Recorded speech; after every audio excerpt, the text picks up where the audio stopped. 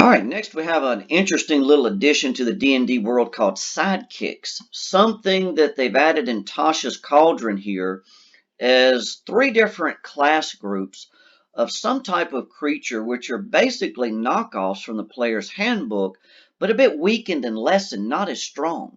So we're going to take a look at what sidekicks are, and then we're going to look at the first type, what's called the expert class. And we'll look at the other two classes right after that. So up here at the top, when they mention sidekicks, they tell you this section provides a straightforward way to add a special NPC to the group of adventurers. These rules take a creature with a low challenge rating. That's it. You got to have something with a low CR and give it levels in three simple classes: expert, spellcaster, warrior. So again, basically, they're taking material from the player's handbook, but lessening it down a bit for this sidekick.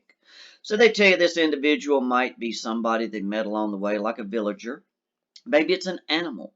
Maybe it's some other type of creature, just about anything from the D&D books. Forge a friendship with them. Invite them to come along. Some kind of little chance occurrence, or maybe it's somebody that's been a part of the family for many, many years or decades. So they tell you here that this sidekick could be pretty much any type of creature with a stat block in the monster manual or any of the other D&D books, but they recommend you use a CR of 1/2 or lower. So you're going to take that and give them some extra little additions to it. To join the adventures, the sidekick might be a friend of at least one person in the group. There might be something in the character's backstory that explains why they're there. Maybe they're a childhood friend, a pet, whatever. You decide who plays the sidekick, and here's some options. Let a player do it. It's the best way to do it, I think, if you're DMing. That way it makes your life a whole lot simpler.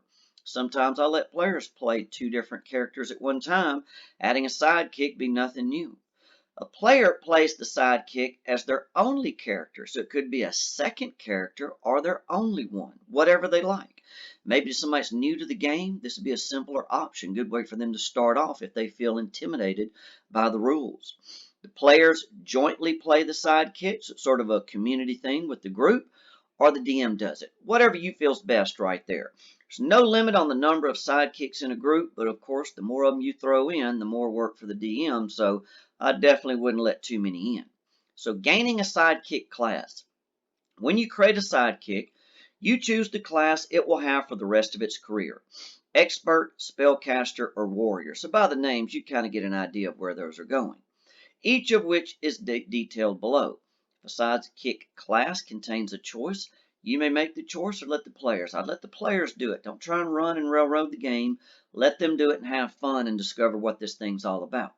So they mentioned starting level. The starting level of a sidekick is the same as the average level of the group. Otherwise, this thing's either going to be too weak or too powerful, one or the other, right there. They mentioned leveling up a sidekick. Whenever a group's average level goes up, the sidekick gains a level. Whether they've got the XP or not, let them move with the group or they're just going to become obsolete. They mentioned hit points. Whenever the sidekick gains a level, it gains 1 hit die, just as you would imagine, and its hit point maximum increases too. To determine the amount of the increase, roll the hit die, and they'll show that in the stat block a little bit further along, and of course add its con modifier, just as you would expect with anything else.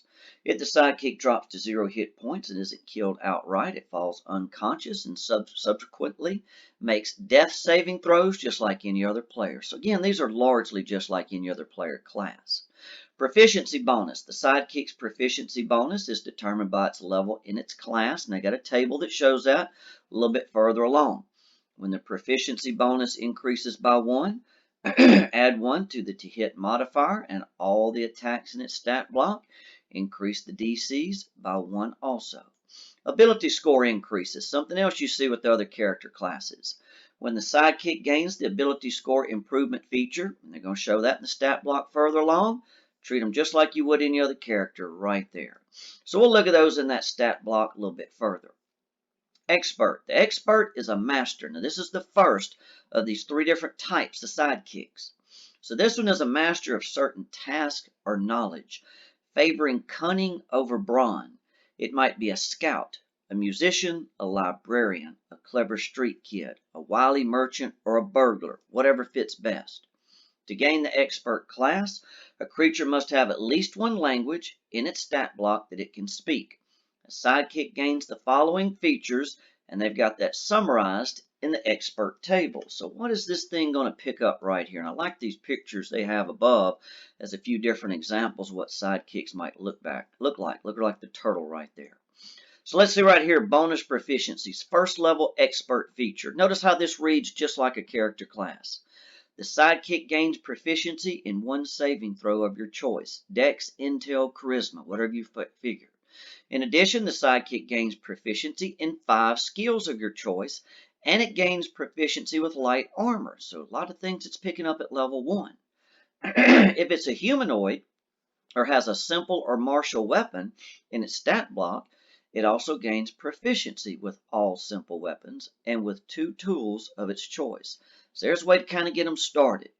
And they tell you something else they gain at first level called helpful. The sidekick is adept at giving well-timed assistance. The sidekick can take the help action as a bonus action.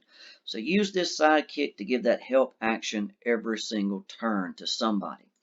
Cunning action, sort of like a familiar there in that case. But at second level, cunning action. The sidekick's agility or quick thinking allows it to act speedily. On its turn in combat, it can take the dash, disengage, or hide action as a bonus action. So notice how it's expanding. Get a little bit stronger, more things it can do. Then at level 3, they have expertise. Choose 2 of the sidekick's skill proficiencies. The sidekick's proficiency bonus is doubled for any ability check it makes that uses any of the chosen proficiencies. So this could be a nice little extra skill monkey added to the party right there. So notice you see that proficiency bonuses, the pluses, are just like you would expect for most any other class. And there it tells you what they pick up at each level. We're going to continue to look at those. I've got those listed next. But notice how they also get ability score improvements, just like you see with characters and other things like evasion, inspiring help, and so on down the line. So each one of these 3 classes has its own little extras it can give to the party right here. So back up here at the top, they tell you at 15th level, choose 2 more of the sidekick skill proficiencies. So it'd be a total of what, 4 altogether. Then at 4th level, they're going to get an ability score improvement, just like you see with most all other classes there. So at levels 4, 8, 10, 12, 16, and 19, they will get to add to 1 ability score of your choice, adding a +2, or of course you could take 2 abilities and add 1 to each with a max of 20, just like you see with anyone else. At 6th level, the expert will pick up coordinated strike. The sidekick is adept at fighting in concert with a companion.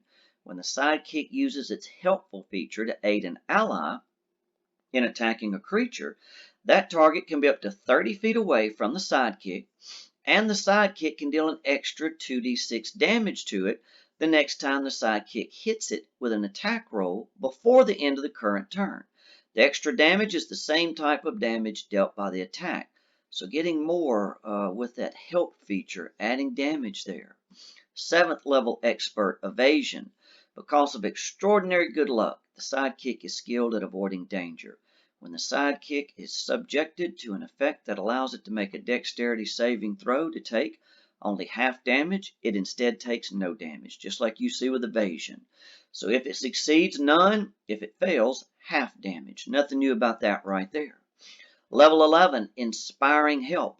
When the sidekick takes the help action, the creature who receives the help also gains 1d6 bonus to their d20 roll. So a d6, that's a big plus.